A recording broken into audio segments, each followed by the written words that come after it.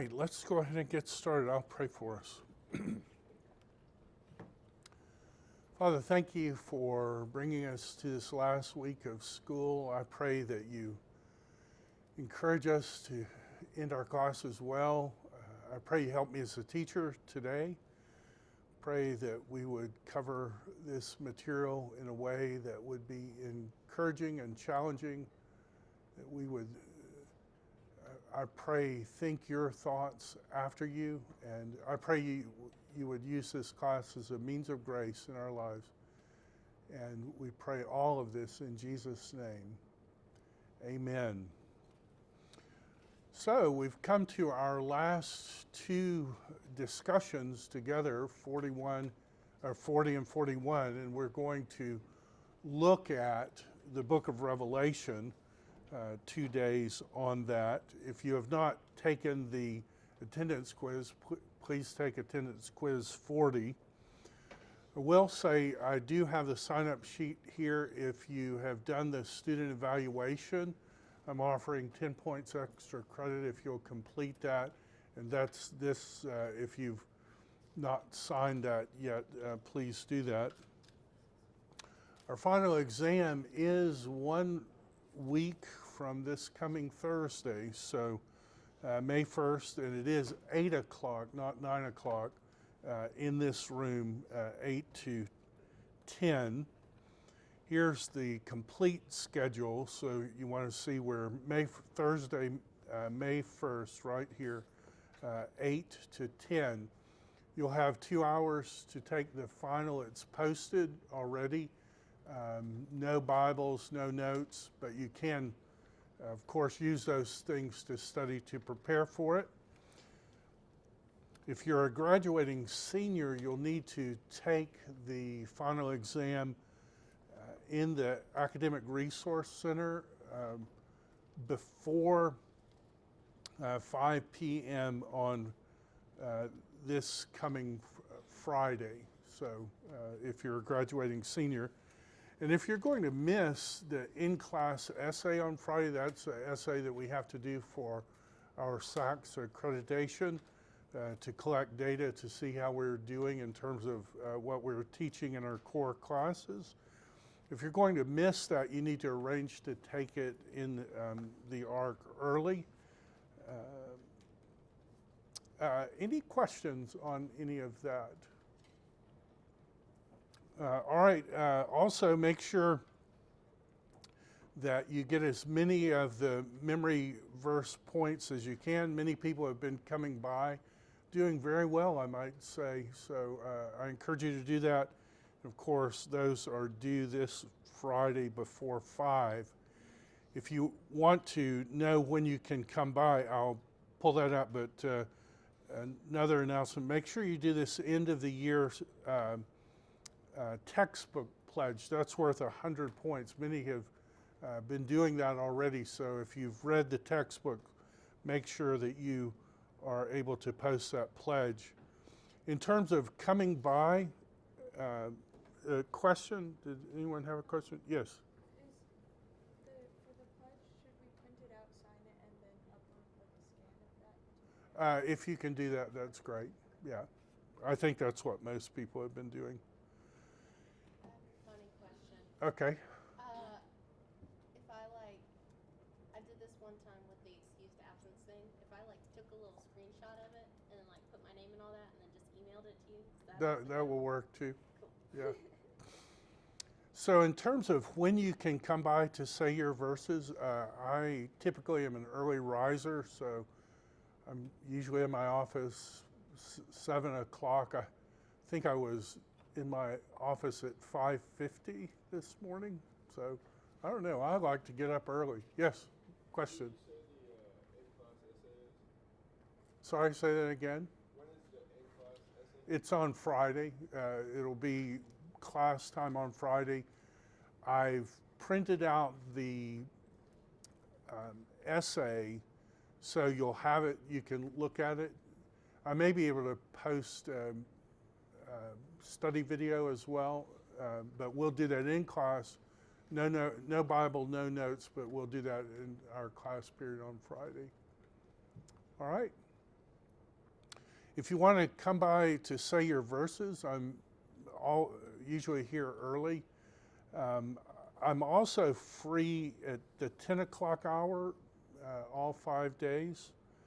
If you're more of an afternoon person, I'll be in my office 3 and following.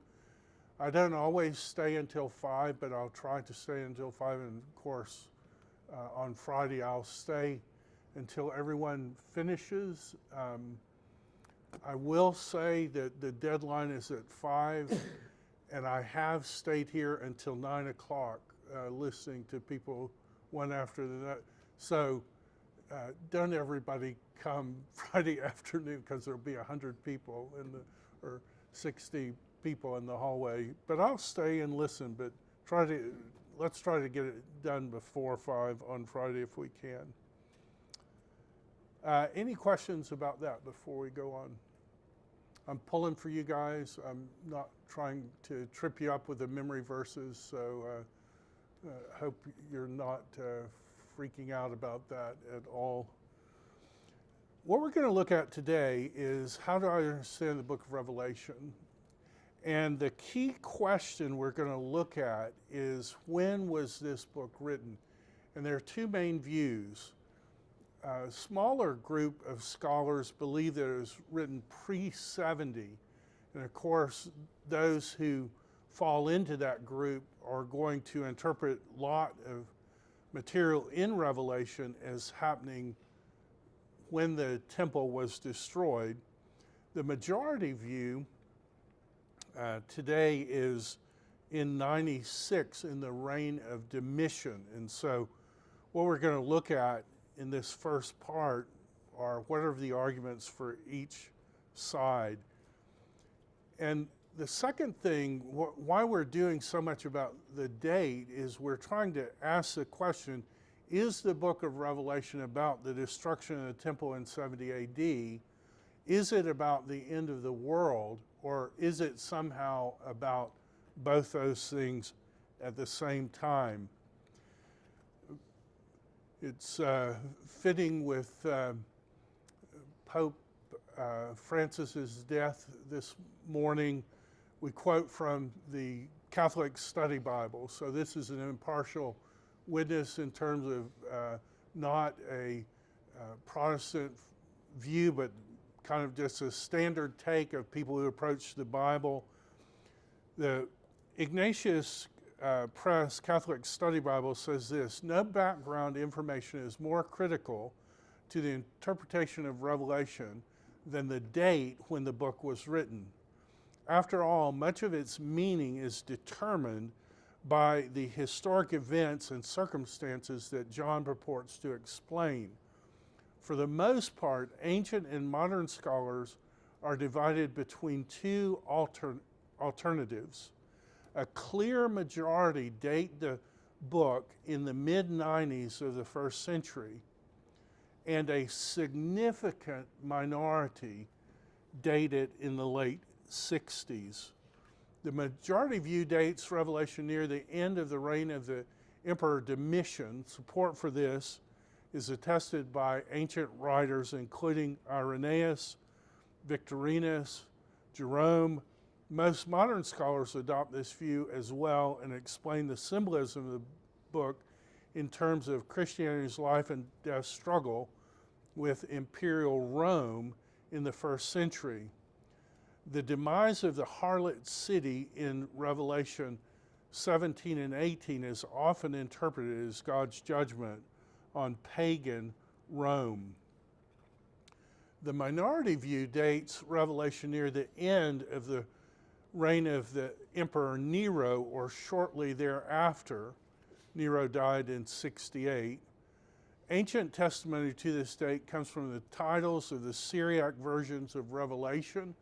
So just as there are things like the ESV Study Bible, there have been study Bibles for a millennia and a half. The Syriac version had study Bible notes, and in those notes they date the book to Nero's reign, which claim that John received these visions after being sent to the Isle of Patmos by Nero.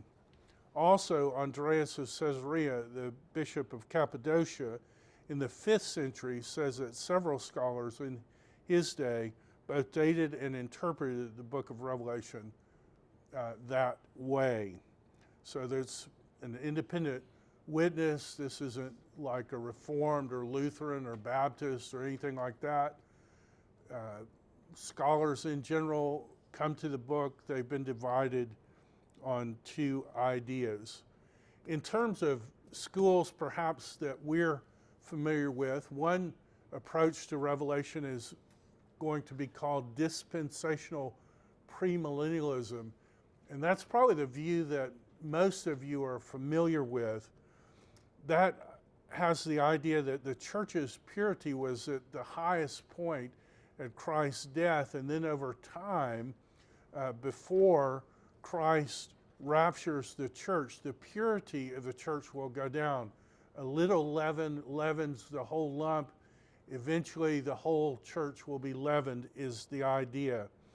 And at the same time, the power of evil was the least when Christ died, and that power of evil will increase until the rapture happens. After the rapture will be the 7 years of the Great Tribulation. And we saw last time that that comes from the 70 weeks in Daniel, the last 7 being postponed. Christians are raptured either at the beginning of that tribulation period or mid-tribulation rapture.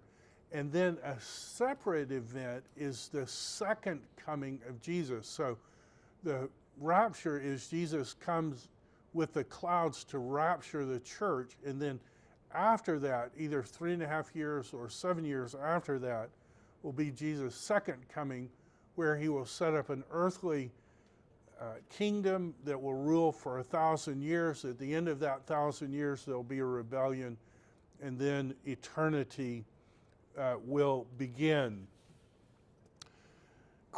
Special notes of this view: Christ offered the kingdom, the Davidic kingdom, to the Jews, and they rejected it. There are separate programs for the church in Israel, so that's a clear distinction about dispensationalism. The present age is a parenthesis, unknown. In the Old Testament, Christ will judge the raptured saints immediately after the rapture, and variants within this view on the rapture see a mid-trib rapture, a post-trib rapture, but a pre-wrath. In terms of people who've held that view, familiar names might be Harry Ironside. If you've checked out any of the Christian books in the library, you'll see many of those books have his stamp. He donated his library to Bryan College. Bryan College has always had a very prominent dispensationalist voice because of some of the founders. C.I. Scofield, the Scofield Reference Bible, takes that view. Norm Geisler, we're familiar with from past lectures. In terms of schools, Biola, Moody, Dallas Seminary, and Grace College and Seminary all adhere to this view. When I became a Christian 40 years ago, this view was almost synonymous with at least the Christian circles I ran in. A second view is a little older. Dispensational premillennialism goes back to a man named Darby in the early 1800s. Before that was the view of historic premillennialism. Most everything's the same, except in historic premillennialism, there is no difference between the rapture and the second coming. The second coming and the rapture happen at the same time. Dispensationalism sees those as two separate events. Historic premillennialism sees them as the same. After the second coming will be the 1,000-year earthly reign of Jesus. Then the final rebellion and heaven will follow. Prominent supporters of that view R.A. Torrey, who was the editor of the Fundamentals, where fundamentalism gets its name. People mockingly called it that because of Torrey's book. This view goes all the way back to the church fathers. Papias held the view. Irenaeus, Justin Martyr, someone that I really respect. Tertullian, the person who came up with the name Trinity, not the idea, but the word Trinity. And you can see Isaac Newton held this view, Theodore Zahn, George Eldon Ladd. Very prominent view. In more reform circles, often you'll run into people who are amillennialists, and they acknowledge the Bible does talk about a period of 1,000 years, but that 1,000 years is not a literal 1,000 years, it's just talking about a long period of time. The difference between amillennialism and premillennialism is that amillennialism sees the power of Christ starting off very small, but over time that power growing in its influence in the world. When Christ comes back, the power of evil will be the greatest, but at the same time the purity of the church will be the greatest.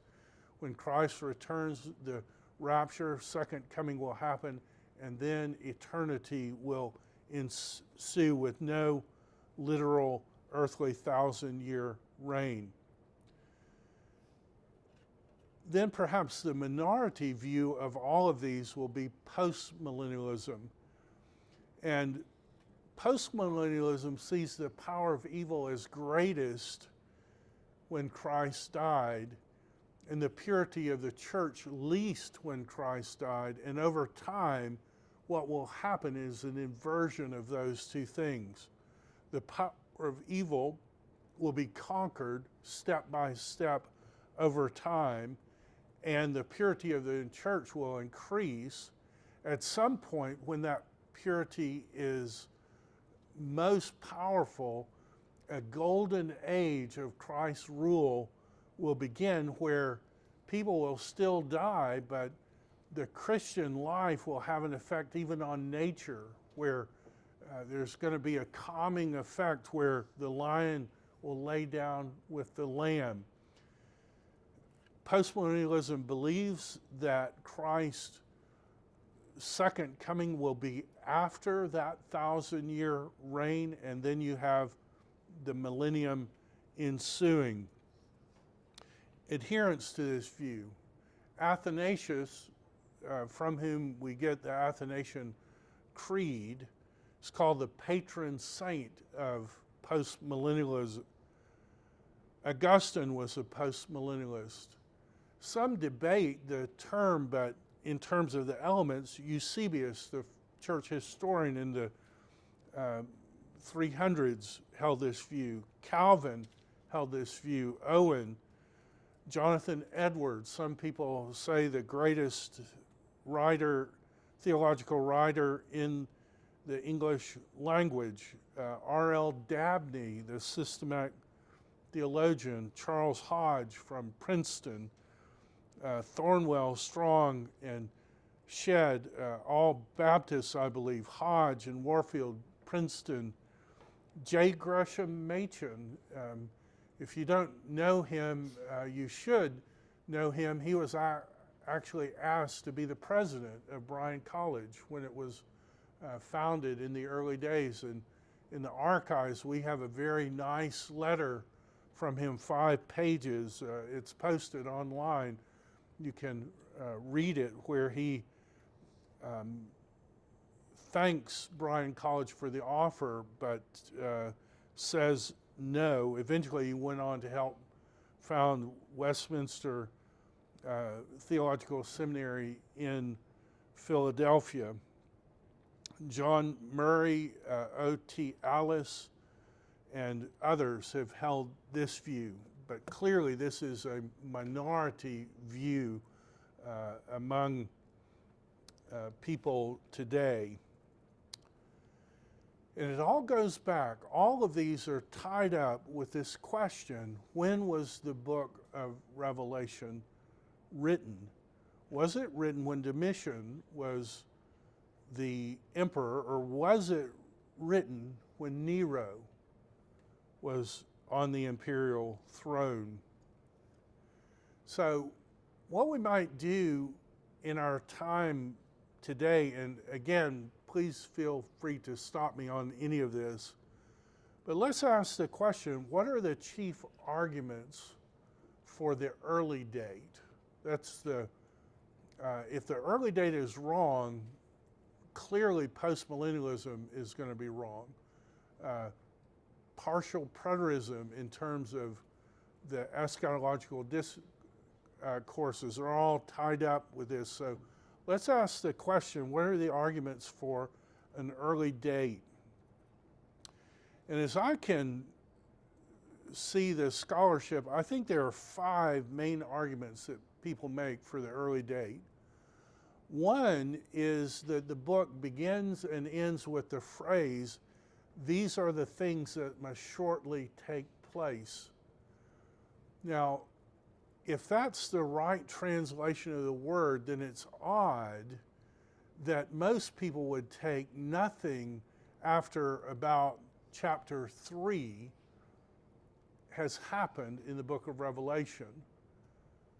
Those who take an early date believe almost everything up until maybe chapter 19 has already happened. So the statement, the beginning and end of the book, saying these are the things that must shortly take place, those who favor an early date say that makes perfect sense if you're talking about something that happened in 70 AD, but it's difficult to explain why the vast majority of Revelation has not happened yet when the book has bookends, beginning and end. This is what must shortly take place.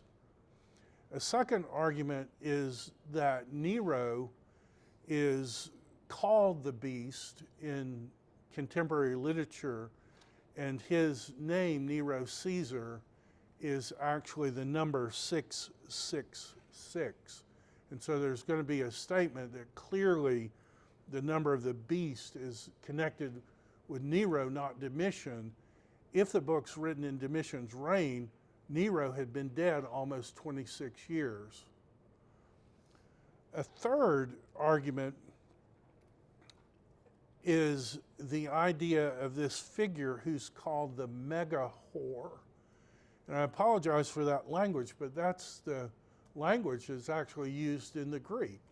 This city is called the mega whore. And the question is that Rome, or is that whorish city Jerusalem?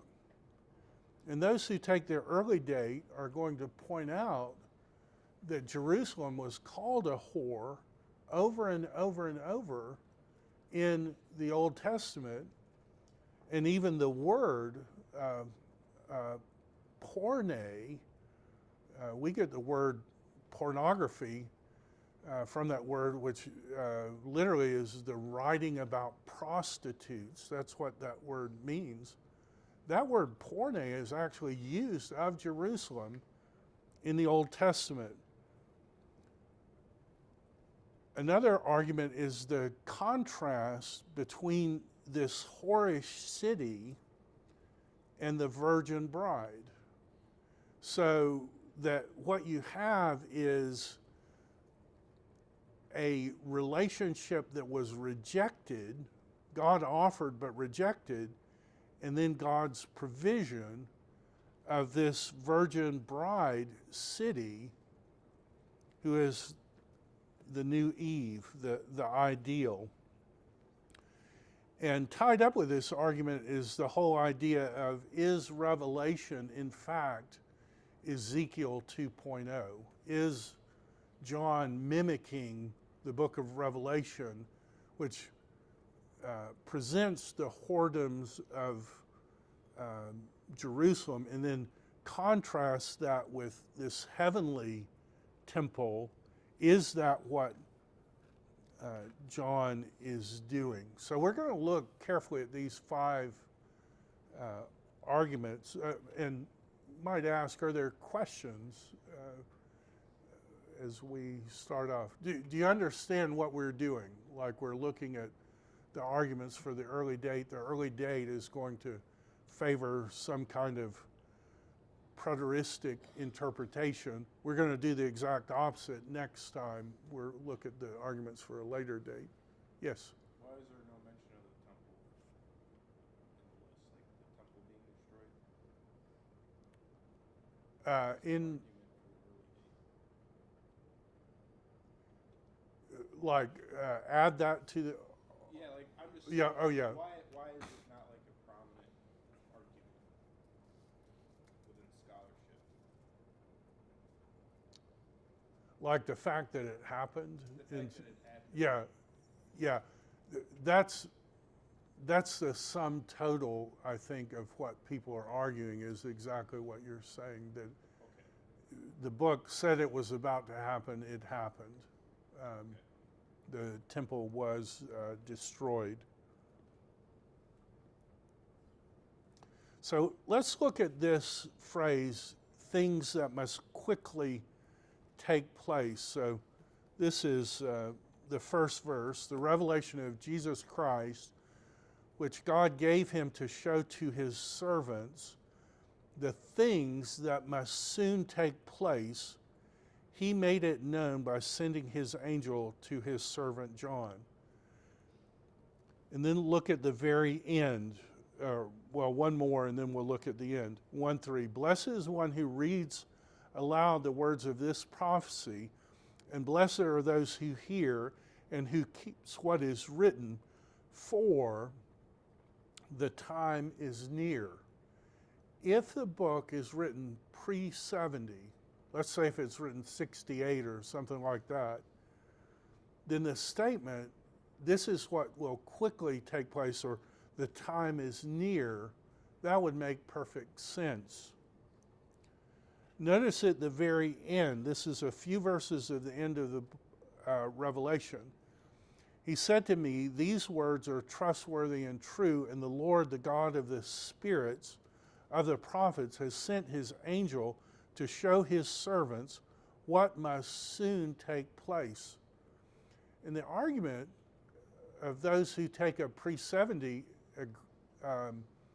view is, how can a book, 85% of which has not happened yet, so the argument goes under the Domitianic date, how can that book be bookended by a statement, this is what will soon happen, which we're going on almost 2,000 years of it not having happened yet? Those who take the early view say it was given in 68 and 2 years later it happened. So tied up is, what exactly does it mean, soon take place? At the end of Revelation, he said to me, do not seal up the words of the prophecy of this book, for the time is near. And if we were Jews who were accustomed to volume reading our Hebrew and Aramaic Old Testament, we probably would be familiar with this verse in Daniel 8. The visions of the evenings and mornings that has been told is true, but seal up the vision, for it refers to many days from now. So Daniel made a prophecy and said, seal it up because it's going to be a long time before it happens. And John is told, don't seal it up because it's about to happen right away. The argument goes that would make perfect sense if it was given pre-70 and then the temple was destroyed. What was the verse for Revelations that tied to Daniel? 22:10, I think. Thank you. So this is the phrase "in take," which means literally "in quick" or "quickly."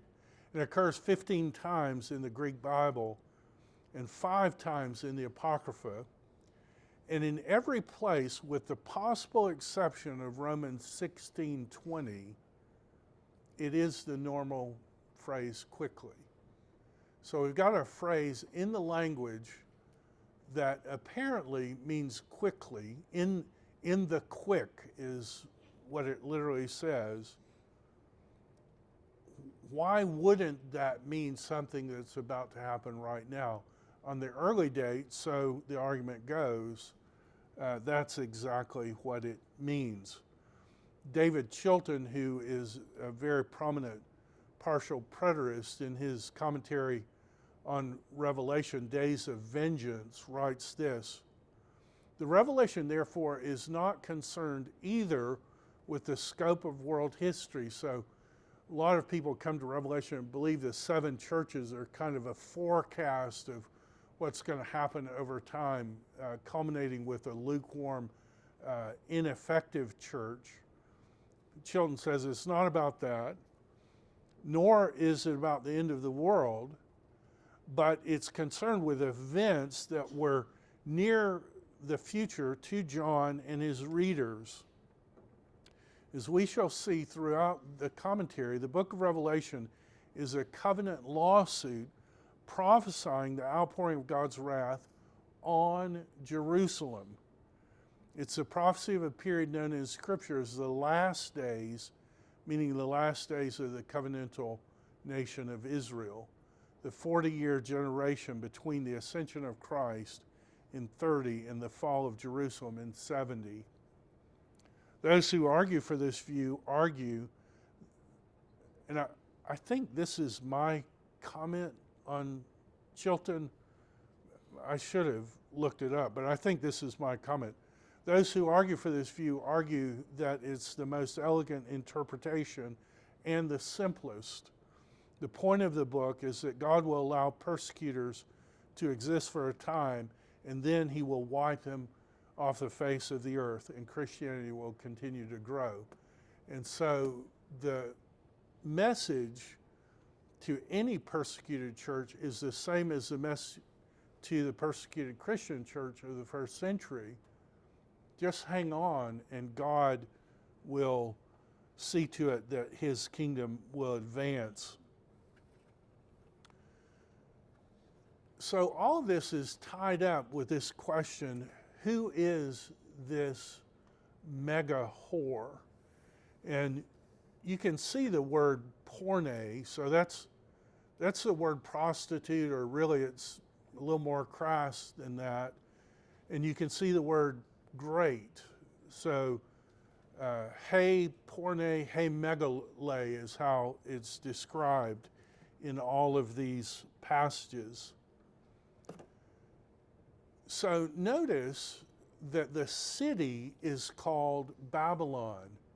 And notice that the phrase there is he polis, he megale. So you've got a he porne, he megale, and you've got a he polis, he megale.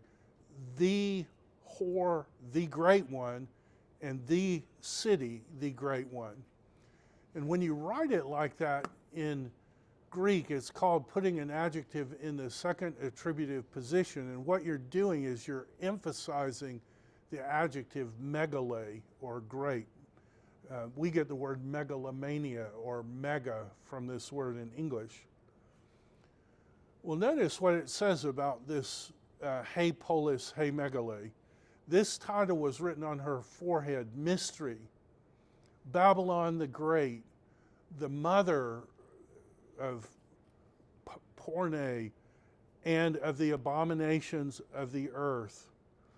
The woman you saw is he polis, he megale, that rules over the kings of the earth.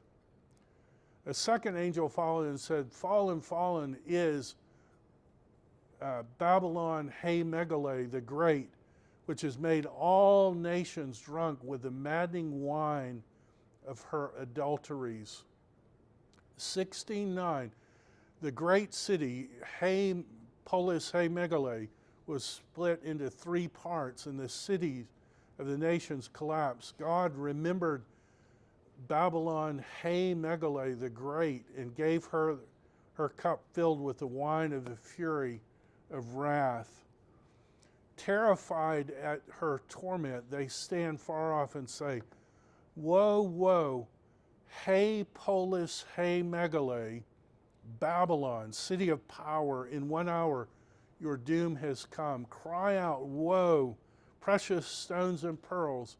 Then a mighty angel picked up a boulder the size of a large millstone and threw it into the sea and said, with such violence, Hey Polis, Hey Megale, Babylon will be thrown down, never to be found again. And you might read all those verses and say, well, that's Rome, right?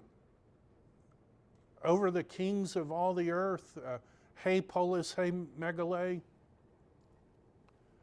Here's the problem.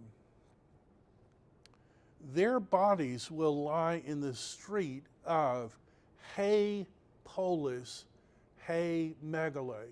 Not a similar phrase, not a like phrase, the exact phrase. Their bodies will lie in the street of Hey Polis, Hey Megale, which figuratively is called Sodom, which figuratively is called Egypt. Hey Polis, Hey Megale, and then it says this, where also their Lord was crucified. 11:8 equates the place where Jesus died as Hey Polis, Hey Megale. And clearly that was Jerusalem. Jesus did not die in Rome. Jesus died in Jerusalem. And if Jerusalem can be called Hey Polis, Hey Megale, Sodom, if Jerusalem be called Hey Polis, Hey Megale, Egypt, why can't God call Jerusalem Hey Polis, Hey Megale, Babylon? And if the text is calling Jerusalem Babylon, that is the enemy of the people of God, can you see how powerful that would be for an early date? So the question is Hey Polis, Hey Megale, Babylon different from Hey Polis, Hey Megale, Jerusalem? And what many will point out is to commit adultery against someone, you must first be married to them. Plenty of people fornicate in the world all the time. Fornication happens all the time, everywhere. Adultery can only happen when two people who are married, when one of those steps outside that physical relationship. So if Babylon is committing adulteries, would that not imply that Babylon had been married to God?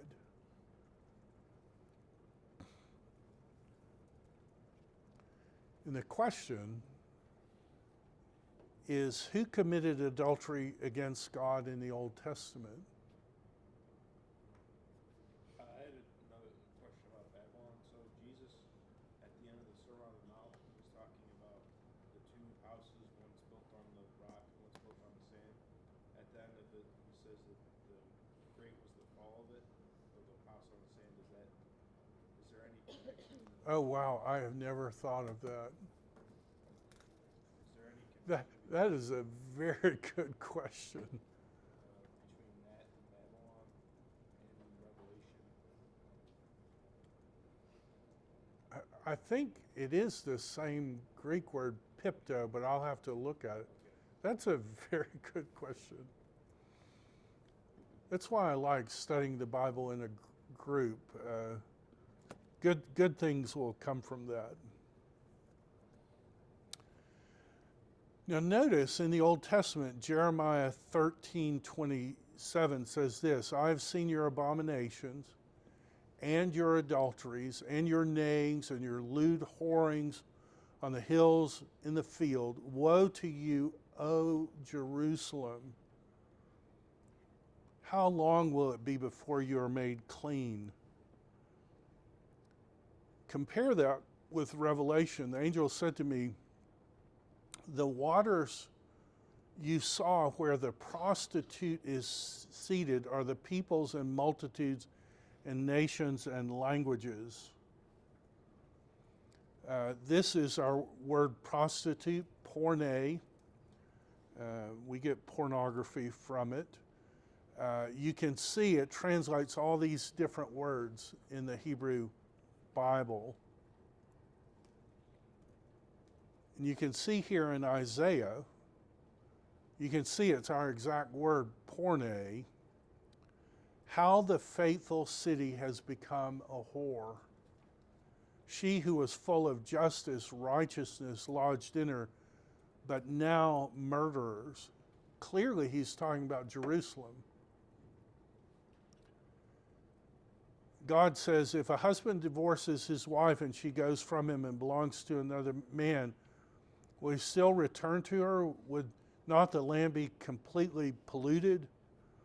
But you are a harlot with many lovers, yet you turn to me, declares the Lord. Lift up your eyes to the bare heights and see, where have you not been violated by the roads where you've sat for them like an Arab in the desert? You have polluted the land with your harlotry and with your wickedness. And the Greek translation of that word, I don't know if you can tell, but it's the intensive form of that word, porn, like you have whored out. You have greatly whored in your relationship, says the Lord. Notice that the text also says the blood of the saints and the prophets. It talks about this city. They have shed the blood of your saints and the prophets. And while most clearly you could argue that Rome shed the blood of many saints, what prophet died anywhere else but in God's land and in Jerusalem? I saw the woman was drunk with the blood of the saints and the blood of those who bore testimony to Jesus. A mighty angel picked up the boulder, size of a millstone. With such violence, the great city of Babylon will be thrown down, never to be found again. In her was found the blood of the prophets. Could that be said of Rome? And of all who have been killed in the earth. Is there a parallel between Ezekiel and Revelation? Well, Ezekiel starts with unfaithful Jerusalem. Ezekiel ends with measured New Jerusalem. Revelation starts with unfaithful Jewish persecution of Christians, and Revelation ends with a measured New Jerusalem. Ezekiel is about Jerusalem. Would not Revelation be about Jerusalem? Ezekiel ends with the measurement of the city, 18,000 cubits, right at 5 miles. Revelation ends with a measurement 5,000 miles circumference. The distance from Miami to Nome, Alaska. Another argument is this number of the beast. In the languages in the ancient world, letters of the alphabet were used for numbers. So our number system is called the Arabic numeral system. Before that, people used their alphabet. If you used your alphabet as your number system, what would be true of every word that you read in a manuscript if you used your alphabet as your number system? It's like an ancient writing system. Every word would also be a number, right? So culture who do that use what's called gematria, which is representing words and names by the sum total of their numerical equivalents. And it's easy to do. Just get a list and write the numbers out, and you can see. It says this calls for wisdom. Let the one who has understanding calculate the number of beasts, for it's the number of a man. His number is 666. And if we pulled up the Greek New Testament, we would see about half the manuscripts say the number of the beast is 616.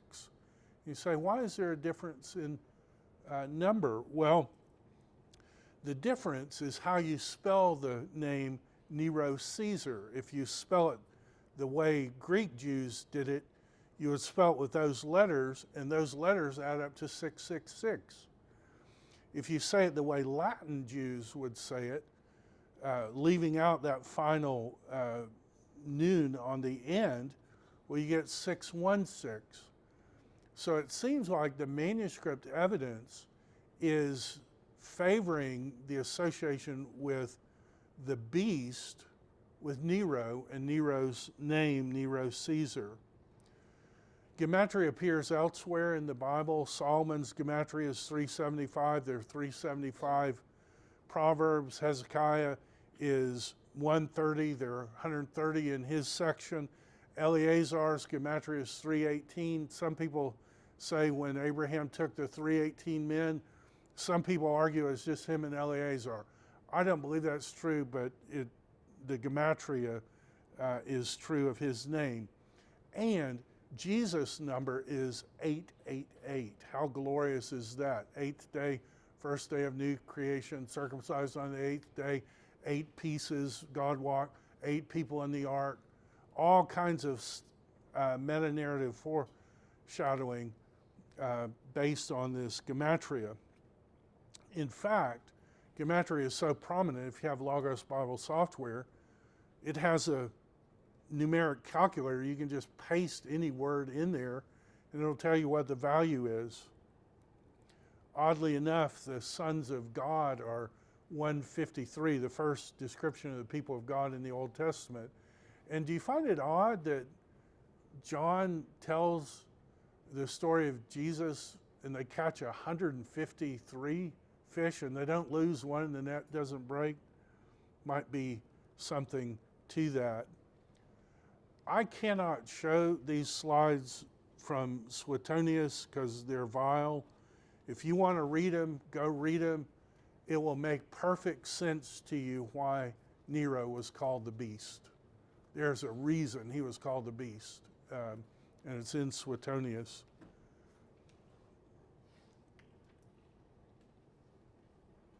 Also, we have this statement, and all these are arguments for the early date as we come to a close. This calls for a mind with wisdom. 7 heads are 7 mountains on which the woman is seated. There are also 7 kings. 5 of them have fallen. 1 is. The other has not yet come, and when he does come, he must remain only a little while. As for the beast that was and is not, it is an 8th, but it belongs to the 7th, and it goes to destruction. You say, well, what is that? It could be the list of the Roman emperors.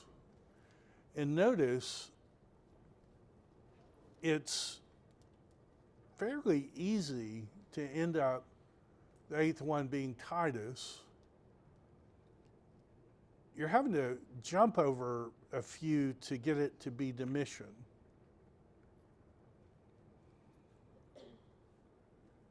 And I see that's where we are going to end. Are there questions or comments? So those are all the arguments for the early date. We'll, on Wednesday, look at the arguments for the later date. So I'll see you then.